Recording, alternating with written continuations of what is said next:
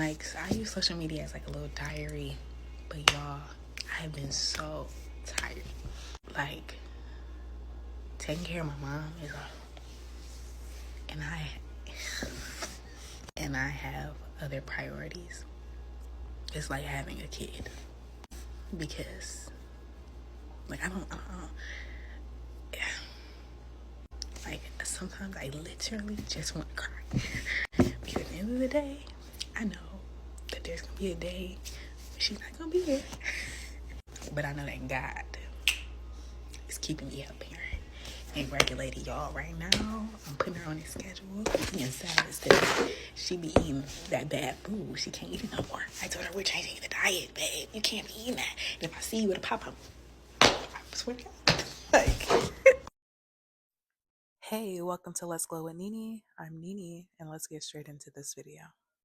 Listen, if you're taking care of aging parent or parents who are possibly really sick, I just want to tell you that my heart goes out to you. That is a really tough place to be emotionally, to be watching the people that we love so dearly, that took care of us, get older and be frail, or possibly we have a complicated relationship with them and some mixed feelings, and we're having to really put our lives on hold to be able to be there because of a responsibility or an obligation, or because there's no one else to do it. Beyond just saying that I feel for you, I want to leave you with a thought, which is this: you must put on your own oxygen mask before you attempt to assist others. Self-care is not selfish. You must replenish yourself every day, ideally, so that you can be there for others in the way that you need to be. Good morning, everybody. So I wanted to talk to you this morning just about some things that I have been thinking and trying to wrap my mind around. When you get older, no one ever tells you about the fact that you are going to possibly have to navigate caring for a parent who may be ill. I know I've had discussions and heard discussions in my girls and friends groups about, when people get older, who's going to take care of your mom or your dad. Recently, it's just become evident to me that there's no rule book for these things. I shared a little bit back about my father, my biological father, recently having some health concerns that landed him into the hospital that were very serious, but stemming from just not properly taking care of our bodies. Now, with him not being married, him being single, the responsibility on who is going to be the one that steps up and takes care of him is a question now. It's in question now. I don't necessarily fall into the category of I'm just going to let him figure it out on his own. But there's no rule book. And when you're dealing with people who are 20 years your senior, who are already set in their ways, it's hard to try to navigate that when you're the one who wants the best for them. I believe it's hard on the side of the parent who is now having to depend on their child, whom they may have taken care of all their lives, for assistance with taking care of themselves, with something that they have taken care of before. It's really wish people talked about this a little bit more. I wish people talked about the fact that there is no rule book, and we all are just trying to figure it out at the same time. How is this going to go? What are we going to do? Who's going to do this? Who's going to help with that? While also navigating the opportunity and them having the option to decide if they want to accept that help from you. I am trying to understand that right now. I'm an adult. My father is an adult. And I want so bad for him to accept the help. But I also want for him to take serious that him trying to do it on his own and not really trying to do it possibly to his best ability is what has gotten us here. But in a way that is respectful, and in a way that, is coated in sugar, so that he is open to the possibility of receiving the help in the future. I don't know. I want the best for him. And I think those of us as children also want the best for our parents. And so for me, it's hard to be in this place because I think secretly I like to be in control of stuff. But this is a situation that I cannot control because I can't control another person. I can only do what I can do. So if you are someone watching this video who is experiencing what that looks like and navigating what that looks like, leave me some comments to encourage me, give me some tips on what to do and things that can work, especially when it comes to how to move forward with this. Have a great day. This is the reality of taking care of a terminally ill parent. If you're new here, I got laid off a few weeks ago, and since then I have been pretty occupied with taking care of my sick dad. He honestly hasn't been well the past few weeks, so I've just been doing my best of going back and forth to cook for him and clean for him. Tonight, he just wanted plain chicken thighs and potatoes for dinner, so I made that. I've just been filming TikToks to keep my mind busy and have a distraction. I'm doing my best to take things one day at a time. Nobody talks about when your parents get older or ill, so get ready with me while I talk about my experience with my dad. So my dad was missing for 6 days. When he was found, it was found out that he was sleeping in his car and he was really disoriented, had some strokes, and right now we are dealing with early stages of dementia and the after effects of strokes. I can definitely say, being the oldest, I feel all the pressure of making sure I kind of have it all together emotionally to pull through for my family. The harsh reality of my dad's situation and just your parents getting older is just, being real with what's going on, like seeing it in action that they are just not the same and they may not ever be the same again. I don't live with my dad, so it's balancing being a mom, my busy work schedule, and just also making sure I'm present in his life. I'm kind of responsible for scheduling the appointments and making sure the bills are being paid and making sure that we're going to the right doctors. Let me tell you one thing about when you're trying to make appointments, when someone has like a chronic issue, they are booked for months. I can't understand what's up with that. And these doctors also have no respect for your time. In this 4-month process since my dad has been ill, it has been a shit show. And it's hard, right? It's hard for anyone to see their parent who was once full of life just not be the same. My dad's situation right now, I think the hardest part for me to deal with the early stages of dementia is he just really doesn't know.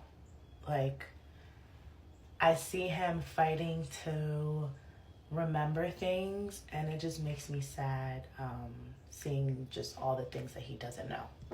Well, let me not say doesn't know, no longer can remember. And with parents getting older, it can bring a lot of tension and pressure with family. I think in these moments, it's very important to join together as a family instead of going against one another, regardless of the emotions that we may feel for one another. All in all, I'm really struggling with my dad and the situation of him getting older. It really is a struggle for me, and it does make me sad. But one thing that I'm proud of is the woman that he raised me to be, and I'm happy that I have all of the tools right now to take care of him, because that is what family is all about. So if you have a parent who's ill, or you're dealing with your parents getting older, I just wanted to say, be gracious with yourself, be patient. It's a long journey, or in for a long journey. But listen, we're gonna get through it. We're gonna be okay. The truth about taking care of your parents that no one is going to tell you is that there are moments of absolute anger. Not just anger, but moments when you have so much resentment and you just don't want to do it because the bandwidth isn't there. You don't have it in you to even give it to yourself, let alone your parents. And you know what? I'm here to tell you, you're here and you're going to have to do the hard shit. And I know it sucks. And while I can help you, at the same time, I can't do it all for you. And I know that you live far away. And I know that you've hired people and you've got a team with boots on the ground that's right there. But at the end of the day, you're going to have to step up to the plate and be present. And I can't do it all for you. Hi, caregivers. Many of you all are feeling overwhelmed and even thinking, I can't do this anymore with caregiving, because you have this definition of caregiving that you have developed. And now you're trying to live up to this definition that you can never fulfill. Hi, I'm Consuela. I am an occupational therapist and a caregiver coach. Lighten the load. Caregiving does not mean you physically have to do it all. It just means you see a need in your loved one's lives and you assess how you can meet some of those needs by making some compromises in your life and opening up some time slots that you can provide for those needs. But it doesn't mean you put your whole life on the back burner in order to meet every need of someone else. So take the pressure off of yourself. A true caregiver is trying to make sure the needs are met. And that doesn't mean you're doing them. It's just that you're overseeing what needs to be done, who needs to be helping to do this, what are some changes that need to be made to improve the quality of life in your loved one. Don't try to live up to a standard that you have to do it all. I want you to rethink your definition of caregiving and take a load off. You cannot do it all. That a lot of you need to hear, and it's difficult, but I hope that you can hear it and it helps you a little bit. And that is that you can't save your parents. I know that we all love them and we want to be able to help them. We want them to have the best care and the best life possible. But sometimes they have a personality that they've had their whole entire life, a way that they interact with the world. And sometimes it's the person who has dementia. Sometimes it's the caregiver. Sometimes it's both of them. So we end up being left kind of with like the fallout of the decisions that they're not able to make, even though we understand why, even though we have absolute compassion for somebody not being able to make a decision that might be better. And then they really need our help and we feel obligated that we need to help them. But you can put boundaries around the help you are able to provide. The only person that can save somebody is themselves. And sadly, not everybody was given the same opportunities to be able to do that. Not everybody was given the same access to help to be able to do that. And we can absolutely understand that and try and help as much as possible. And at the same time, your priority needs to be saving yourself because you're the only person that can do that. And so I know that we really, really, really love our family members, especially our parents. At the same time, we need to try and let go of the idea, which often was kind of taught to us by them, that we can save them or we can fix things for them. And that probably has been going on ever since we were little kids. And so it's really, really hard for us to like not do those things because we really feel for our parents. We really do want to help them. We really do want to save them and get them the help that they need. But remember, this is a pattern that's gone on their whole life and they're not saved yet. And so it probably doesn't mean that you're going to be able to do something miraculously now that's just going to fix everything for them. So keep the boundaries that you need to keep yourself safe and help them in ways that you know are safe for you. And that's going to be a process. It's going to take you a long time to be able to set up those boundaries. So just start with something small in the beginning. And then like those boundary muscles will get stronger and stronger. But you can do this and your parents really would want the best for you. It's just that they probably don't have the resources to be able to make the decisions that would make things safer for everybody. So you have to be the one that makes things safe for yourself. And it's not easy, and we understand that because we've also lived it. And so we don't want to make this sound like it's super simple. And we just want to know that we understand, and we hope that we can all help support each other through this. I really do dread days like this. My mom has a doctor's appointment. Typically on doctor's appointment days, Mom is not her best. She refuses to go to the doctor. I try not to be combative. I try to explain to her we have to go, but how can you make someone go if they don't want to? I don't want her mad at me. I don't want to argue. I get overwhelmed, may burst into tears, but I know that doctor appointment days are not the best days for me. So I am laying in bed, trying to gather myself, think positive thoughts, and maybe, because our appointment is at 2:30, 1 o'clock, I will go upstairs and say, hey, Mom, are you dressed? Now, Jayla's like, Mama, just tell her we're going somewhere else. I could do that. and then we get to where we're going. And this will be the day she remembers what I said, and we are not where I said we were going. Now we're in an argument. Do you understand? So I just want to say to all the caregivers out there, I love you all. I see you all. It is not an easy task. Send up prayers for me, and I will do the same for you. I love you all. Bye. It's been a minute since I cried on the internet, but once again, I am the trailblazer of horrible traumatic life events in my friend group, so we're turning to the advice of strangers on the internet. If you didn't know, my dad is really sick, really randomly, and he's in the ICU right now. A couple days ago, my dad went to the hospital and got diagnosed with severe pancreatitis. They had to airlift him to a second hospital because his kidneys were failing, and he also has diabetes, which put him into diabetic ketoacidosis. So there's all these different things going on, but essentially main point, pancreatitis, kidney failure, diabetes. He was like fully fine like a couple days ago. The pancreatitis is a rare but possible side effect of a new diabetes medication that he started taking. So I guess that could be like why this happened. I don't know. And if you look up oldest daughter syndrome, I am the textbook definition. So it's been really hard to kind of be the strong one in the room as my role in this family. And I'm also super emotional, so it's like I'm choking it all back. Because like every time like I let it show in front of people, like my mom's like, oh, why are you crying? What did I miss? What did I miss? What's going on?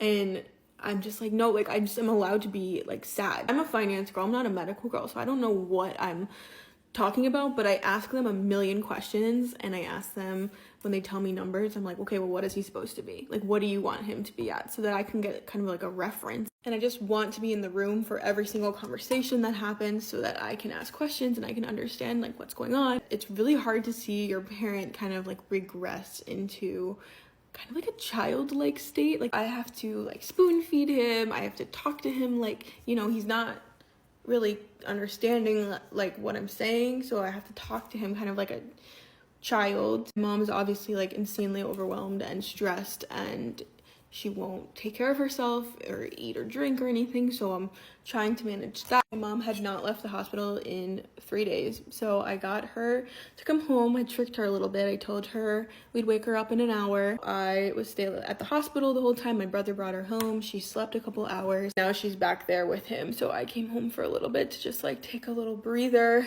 but I feel guilty when I'm not home because I'm like thinking about the last time, you know, he was here, he was in so much pain, and like they had to have the ambulance come and all that stuff. It just feels really weird in here.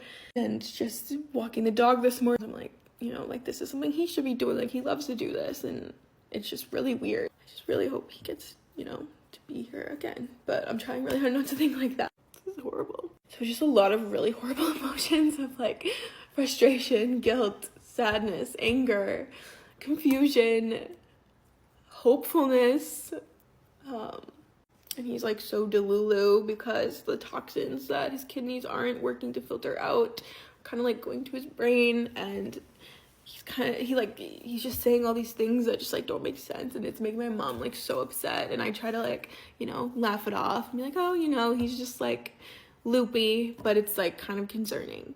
I don't even know if he knows I'm really like there or not, but I'm just hoping that he, you know, he does. So, fingers crossed. So I want to hop on here and make a really quick shout out to adult peoples taking care of their older parents. Now, we don't hear people talk about this enough, but taking care of a sick parent while being an adult, and maybe even taking care of your own kids, which means you're taking care of 3 generations, is a lot. So hats off to you. Kudos to you. Keep up the good work. I see you. I understand. I lived it very briefly, but I know what it takes. And I am sending you hugs, kisses, courage. Stay strong, and make sure you take time for yourself. Whew. My mom's going through her second knee replacement surgery in October, end of this month. and I am going to be primary caretaker. I did this last November as well, and it took like 8 weeks for her full recovery to happen. And the reason that I did it is because I do not trust my father. What I mean by that is that when he had his knee surgery, he was not doing his physio. He was barely able to stay still in our living room. I'm a daughter of immigrants. And so I just knew, I was like, Papa's not going to do it well for Ma. Now, mind you, this is a woman who like historically isn't the best at asking for help. Except when she volunteers us to do everything, and wouldn't ask for help in this situation. I just knew that me and my husband, we had to show up, be right there with her, there to do everything, down to the exact forks and spoons and knives that she likes, the glasses that she likes. She is a tourist. She's very specific. And I love that about my mom. But this is also like a glimpse into being a millennial with aging parents, caretaking, all of these things, and it just brings up a lot of emotions and feelings. We don't like our parents aging. I know that my mom getting her second knee replaced is going to make her a bionic woman in my mind, but it also brings up the fragility of seeing our parents age. Juxtapose that with knowing that as a business owner, having to put some of my revenue on hold for the end of the year because I'm going to be a primary caretaker for 8 weeks, that it's deeply, deeply like unsettling to be like, okay, so how am I going to figure out cash flow while I'm at home taking care of my mom? So I guess this is adulting 101, caretaking, loving our parents well, watching them age, figuring out our lives, trying to find ways to thrive in this economy, and just wondering if we're doing any of it well at all. So if you're caretaking, if you're navigating your existentialism about your parents aging and about just what you're doing with your life right now in the face of the hard things that you're navigating, like I'm with you. I get it. And we're all going to figure it out in our own ways. I've also helped some friends through this when they have to caretake for their parents because of certain surgeries or whatever. So if you have any questions, just let me know. I think the biggest one is keeping their pain well managed so that they don't freak out or, the pain breaks through and they're just suffering. And just letting them know that you've got them. It's hard for them to feel like they need their kids to take care of them, but in this situation, I'm just so happy I get to do it for her and that we get 8 more weeks together where I just get to take care of her, help her out, and then we get to catch up on all of our Hindi and Punjabi shows that I've been holding off watching so that I can watch them on the couch with her. Hello, my beautiful people. I am here in Puerto Rico. I am taking care of my mom. My mom has cancer, so my family and I have been taking turns coming to Puerto Rico, taking care of her, helping her husband. And I honestly, I really want to give it up to anybody that's watching my story that has had to take care of a sick parent. It is not easy. It's super, it's physically, mentally, and emotionally hard. It's hard to see your parent not being able to, they're just completely bedbound, so it's very hard. And honestly, I definitely give it up to anyone who's had to take care of a sick parent. It's very hard. The last couple of days have been crazy. And I'm just sitting here in the waiting room eating a fucking carrot muffin from the hospital, really trying to my mom is gonna be okay. And my mom has been sick for so long. I never thought that this day was coming. She got a liver transplant and a fucking kidney transplant. What? Yesterday. They did the second part yesterday. And they had her sitting up today. When a couple days ago I thought she was gonna die. And then my brother went back to school today and he took my dog, my emotional support dog, because I have to be up here so much. It's not fair to her to go so long without using the restroom. And I just need the freedom. So I've been crying all day because of that. But it just hit me when I was just sitting here eating this fucking muffin. My life is gonna go back to normal.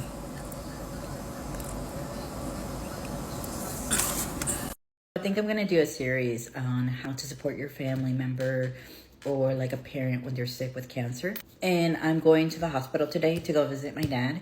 So I figured, hey, let me bring him some stuff so he can entertain himself when I'm at work or I can't stay there at night overnight. So I found this book in Spanish, so he likes reading. He definitely likes crossword puzzles as well. So this one has a lot of crossword puzzles. And then I found this one. It's a magazine about Mexico. I think it's his, because I'm like, I don't own a magazine about Mexico, but it seems pretty cool. Anyway, so those are the things that I feel like sometimes we don't think about. Like, hey, or if we can't stay overnight, or, you know, sometimes we're on our phone a lot, which is great, but like, you know, find them ways to like keep their brains stimulated and, you know, making sure that they feel entertained. So